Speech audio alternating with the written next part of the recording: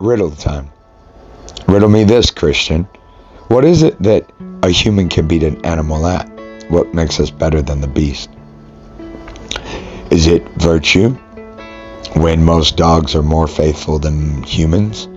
For a dog will not eat you if you die, and they'll starve to death. A cat will. But a dog, best in fidelity, beat it for 5 days and he'll still love on you, no matter what. And you could beat him for 5 more and he'll still love on you. Still come loving on you. And as soon as you show affection, he returns. Forgiving, love, fidelity.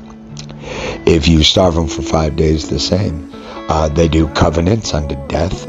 Wolf will die without throwing the female dog away. Penguins unto life without swearing to God. They give their life in defense. Gorillas, dogs, whales, so forth, so on. Spiders. So what is it that man can do better than an animal? It is absolute charity. The only thing that animals don't best us in is absolute charity.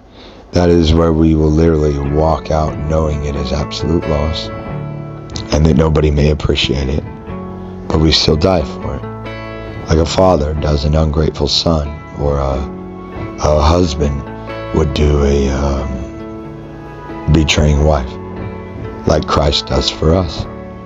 And the only way for men to achieve this is fidelity to God.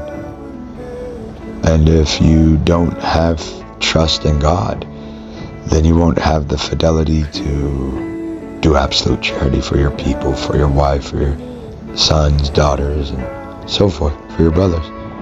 And therefore, it is the virtue that Christ came in, beating all the animals out. We rarely do, but it's the power of Christ's virtue that you receive from heaven to let you know you're going home to heaven.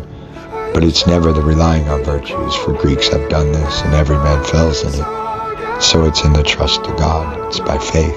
It's by belief. And Abraham believed God, and God counted it as righteousness to Abraham.